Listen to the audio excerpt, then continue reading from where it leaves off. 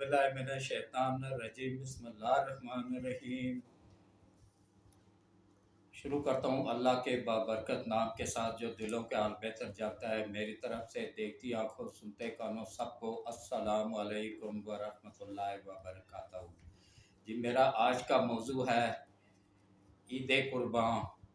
बड़ी ईद जो अब आ रही है, ईद उल अज़हा भी उसको कहा जाता है, जो हज के बाद आती है। इसको बड़ी ईद भी कहते हैं, ईद कुर्बान भी कहते हैं।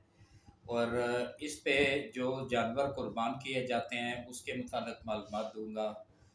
और कोशिश करें कि जो ऐसा जानवर लाएं जो दोंदा हो। जो खीरा होता है ना, उसकी कुर्बानी नहीं लगती है। खीरे का मतलब है जिसके दांत ना हो, उसकी कुर्बानी नहीं लगती है। और दोंदा जानवर हो, चोगा हो, छक्का हो, वो सब लग जाते हैं। लेकिन ये अच्छी तरह तसल्ली करके जानवर लाएं मंडी से, कि आजकल ये भी फ्रॉड चल रहा है कि मंडी में जाली दांत लगा दिया जाते हैं, उनको दोंदा, खीरे को दोंदा बनाया जाता है एलपी के साथ। अच्छी तरह तसल्ली करके जानवर लें और चला फिरा के लें। लंगड़ा जानवर हो तब भी उसकी कुर्बानी नहीं लगती है, सींग टूटा हो तब भी कुर्बानी नहीं लगती है, एक आँख से काना हो तब भी कुर्बानी नहीं लगती है। मतलब नुक्स वाला जानवर की कुर्बानी नहीं होती है। इस तरह तसल्ली करके लाएं। जानवर को घर लाने के बाद उसको अच्छी तरह पानी शानी पिलाएं, गर्मी है उसको डेली नहलाएं और उसको अच्छा खाना दें। जब तक जितने दिन वो है, वो अल्लाह का मेहमान है, आप उसकी खूब खिदमत करें। और कोशिश करें कि जिन लोगों के घरों में कुर्बानी नहीं है, उनके बच्चों को एहसास कमतरी का शिकार ना होने दें। उनके बच्चों को भी खेलने दें, उनको भी साथ शामिल रखें अपने बच्चों के साथ, उन बच्चों को भी। और जो ताकत नहीं रखते हैं कुर्बानी करने की। और इसके अलावा कोशिश करनी है कि कुर्बानी जो लोग कर रहे हैं ना, उनको चाहिए कि कुर्बानी के लिए ईद के पहला दिन ज़्यादा अफजल होता है। पहला दिन कोशिश करें कि कुर्बानी हो जाए। किसी मजबूरी की वजह से नहीं हो सकी तो फिर दूसरे दिन भी कर सकते हैं, तीसरे दिन भी कर सकते हैं, लेकिन ज़्यादा अफजल पहला दिन है। और कोशिश करें कि जानवर को जब घर लेके आएँ उसकी अच्छी खिदमत करें।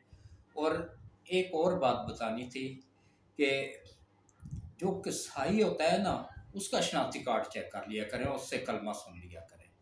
क्योंकि ये बहुत से गैर मुस्लिम हजरात भी कसाई बन के ना तो ज़िबा कर देते हैं, वो कुर्बानी नहीं लगती है। गैर मुस्लिम के हाथों की कुर्बानी ज़ाया जाती है, वो नहीं कबूल होती है।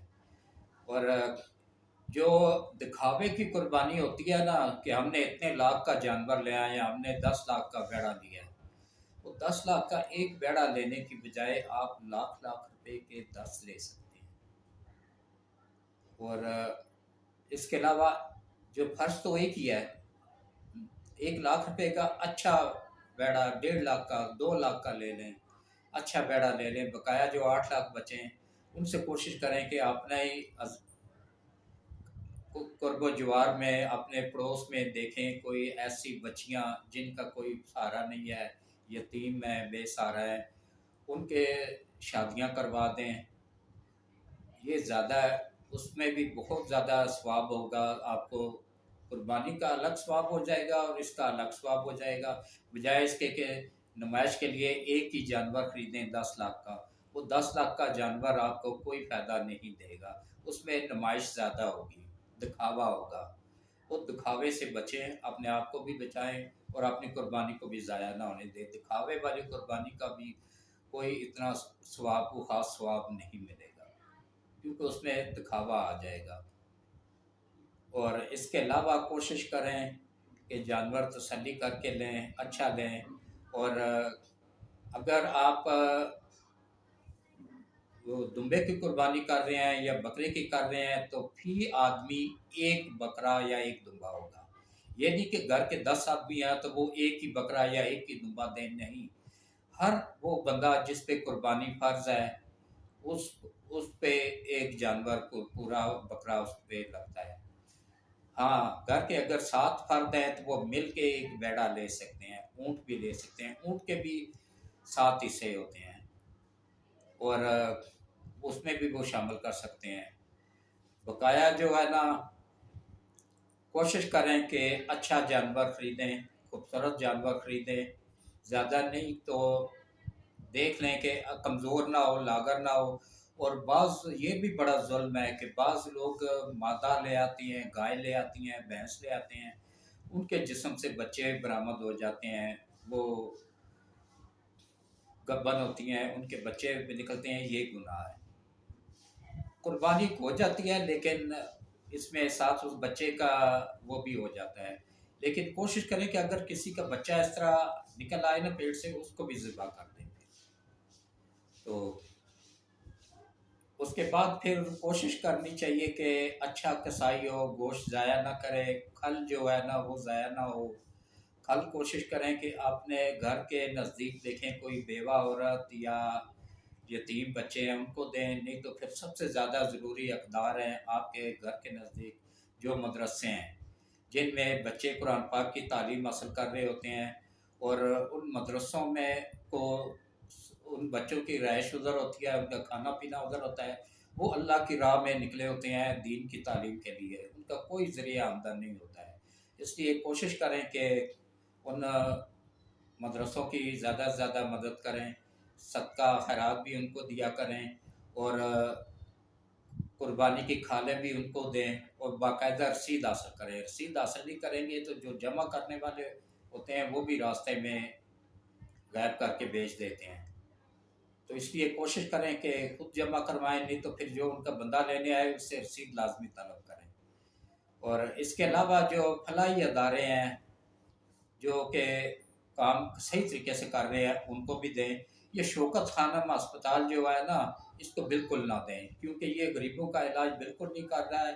وہ وہی پیسہ آپ لوگوں کا زکوٰۃ کا، صدقہ خیرات کا اور کھلے وغیرہ جو دی جاتی ہیں قربانی کی جانوروں کی دی جاتی ہیں جو چمڑی، اس کو بھی وہ سیاست میں استعمال کرتے ہیں۔ اس لیے کوئی بھی مدرسہ ہو یا فلاحی ادارہ ہو جو کسی سیاسی مقاصد کے لیے استعمال ہو رہا ہے اس کو نہ دیں، چاہے وہ شوکت خانم ہے یا چاہے کوئی بھی ادارہ ہے، اس کو نہ دیں۔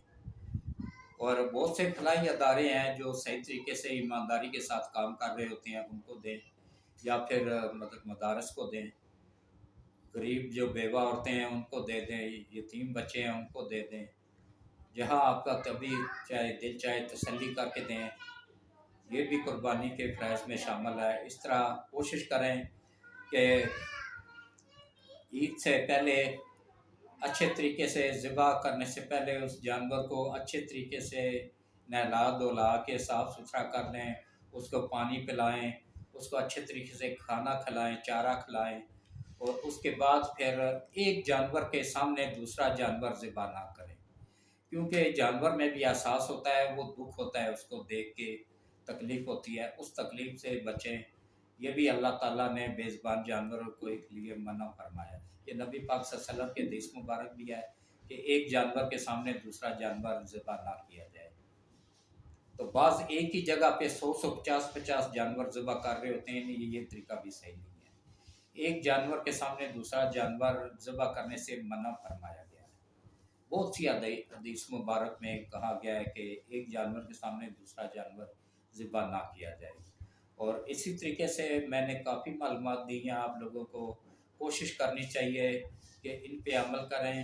اور اس کے علاوہ جو ہے نا جو قربانی کی طاقت نہیں رکھتے ہیں وہ عید پڑھیں، عید کے بعد اچھا ایک اور چیز بھی ہے کہ بعض لوگ عید والے دن بھی روزہ رکھتے ہیں۔ عید کے روزے کی کوئی کسی جگہ پہ بھی کسی حدیث میں بھی نہیں ہے، اس سے بھی بچیں، یہ فضول چیزیں ہیں۔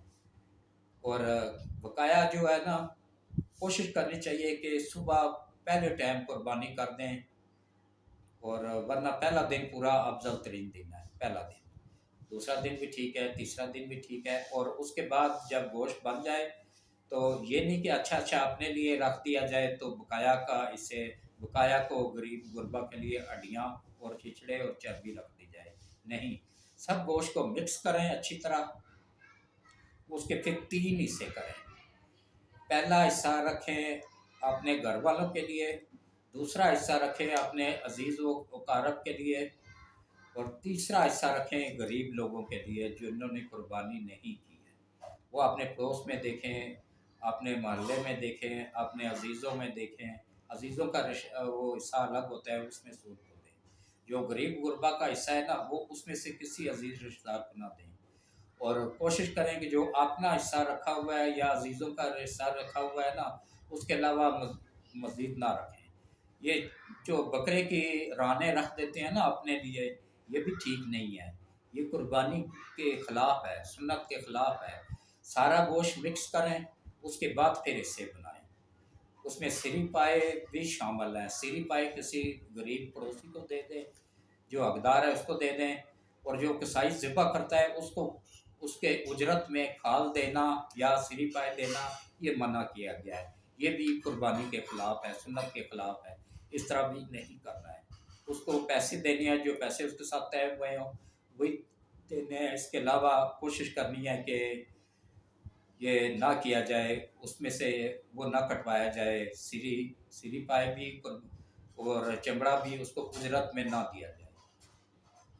और इसके अलावा अगर कोई, मैं देखें जी अब 75 साल को हो गया हूँ, कुछ जहन भी पहले जैसा अब नहीं रहा है, तो फिर भी अगर कोई बात रहेगी वो मैंने कई ज़रूरी बातें बता दी हैं। एक मरतबा फिर दोहरा देता हूँ कि जानवर जब भी ख़रीदें तसल्ली करके ख़रीदें, उसमें कोई नुक्स ना हो। उसके सींग चेक करें, सींग टूटा हुआ ना हो, एल्फी से जुड़ा हुआ ना हो। आजकल ये भी फ्रॉड हो रहा होता है।